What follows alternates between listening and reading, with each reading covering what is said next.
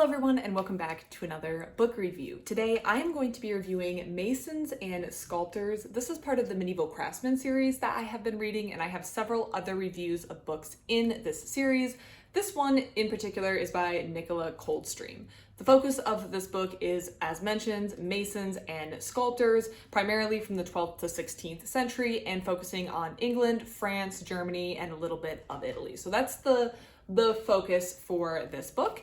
And I have been loving and enjoying this Medieval Craftsmen series, so I got this book out to see if I would like this one, and sure enough, it was another enjoyable entry in the series. So let's talk about what's in this book, and then I'm also going to recommend some other books if you enjoyed my book review of this book that you may also enjoy reading, because I think there's some natural tie-ins with some other stuff.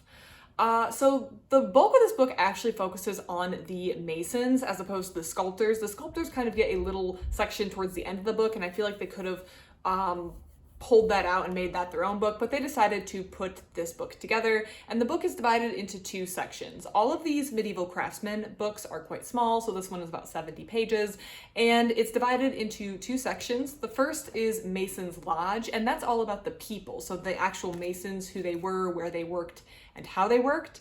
And the second half of the book is called Building, and that's what they built. So the actual physical structures they were building.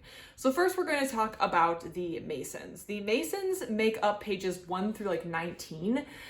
So a very small section of the book compared to the Building, which takes up pages 20 through 70. So most of the book is focused on the physical buildings and the structures that they were creating, but there is a little bit about the Masons, and that is because the Masons are not anonymous. We know who these Masons are, and we know who they are primarily due to things like fabric rolls and account books that documented who was getting paid, who was doing the work, and how much they were getting paid. We can also see sculptures or other sort of likenesses that have been rendered of these Masons, and they called themselves Masons, and the top ones called themselves Master Masons, because they believed that the word architect, which is one of the words we would probably use to describe this role today, should only be applied to God. So God was the architect of the world, and the idea that you would have a human who was an architect was kind of a Renaissance onward mindset. So the people who are documented in these fabric rolls and account books were called Masons or Master Masons.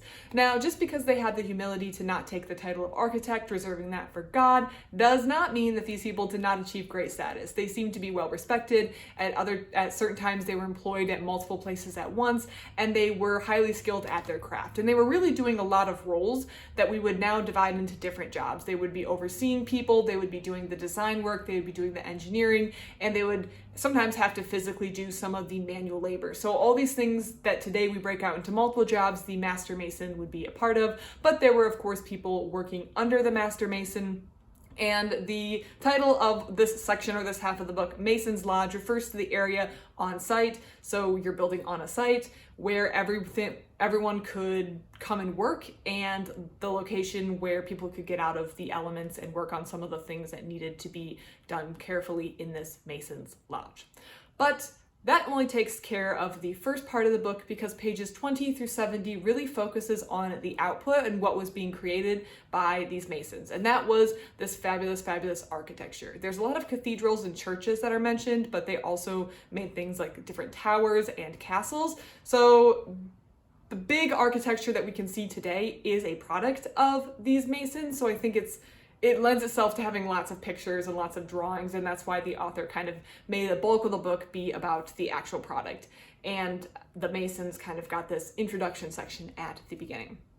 So the second half of the book is the bulk of the book, and that covers everything about these buildings: the physics, the engineering, the mathematics, the design, the construction, the timeline, the time frames, and different examples.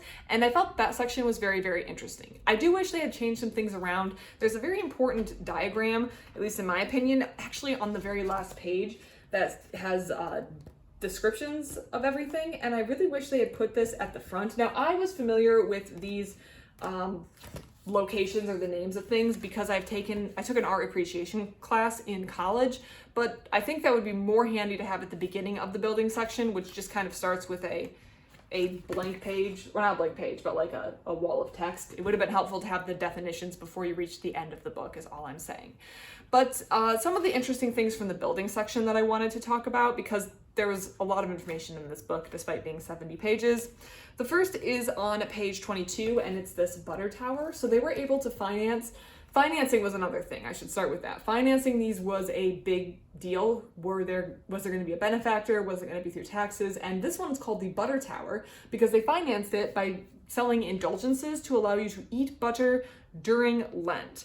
So if you bought this indulgence, which is time off purgatory, which I believe that was one of the things that Martin Luther was upset about during the Reformation, which is coming. But if you wanted to eat some butter, but it was during Lent and you weren't supposed to, you could kind of get your sin prepaid for and kind of buy a free pass. And in return for all the money, they built this. So that was kind of a fun little tidbit.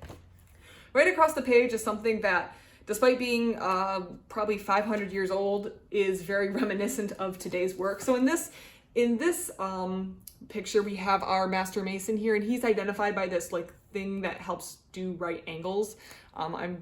His square, that's what they called it, to help find right angles. And upper management has come. The people who have put him in charge of this have come to inspect, and it says in the description that the master mason has made sure everyone is hard at work, which I just find very, very entertaining and also still very relevant, because if you have ever, I don't know, worked in some sort of office setting, or whenever there's an inspection, or, you know, upper management's flying in, everyone looks their best and cleans up and works hard, and that's been going on since the 1500s. I'm sure it's been going on before that, but this just felt very relatable and an interesting scene. And there's a lot of this sort of stuff in the second half of the book with the buildings, lots of scenes, stuff pulled from manuscripts to visualize what we're seeing. And then we get into how this stuff was designed. There's some surviving designs. This one, you can just notice how intricate the designs were. These were used for construction. We have some more work done over here, so we can see how talented and skilled these master masons really were. Not that I don't think this was in doubt at all. We have another example here showing some of the intricate designs. And the book really points out that sometimes these people didn't know the mathematical principles that they were employing, but the mathematics just worked out. Sometimes they would occasionally get things wrong. There was the example of one thing that collapsed, but for the most part, after we've learned the math and worked it out, they were well within a margin of safety and error, and they really didn't cut anything close. But this whole section, half section of the book, is all about design. So if you enjoy this book, if you find this book enjoyable, interesting, or if anything that I'm just going to show you some more pictures as I talk, anything in this book review strikes you as interesting, you may also want to check out my book review of Building the Medieval World. That is very, very similar to this book, but it focuses a lot on what we can glean from medieval manuscripts. It has a lot of like drawings, pictures, I guess you could say, examples from art, which I found very, very enjoyable. I do have a book review of that on my channel, and I will link it at the end of this video, so you can go check that one out if this book was interesting. But yeah, this was another fantastic entry in the Medieval Craftsmen series. I really enjoyed. I have a couple other books from this series out from the library that I will be reading and reviewing shortly. Leave your thoughts in the comment section down below. Thank you so much for watching, and I hope you have a great rest of your day.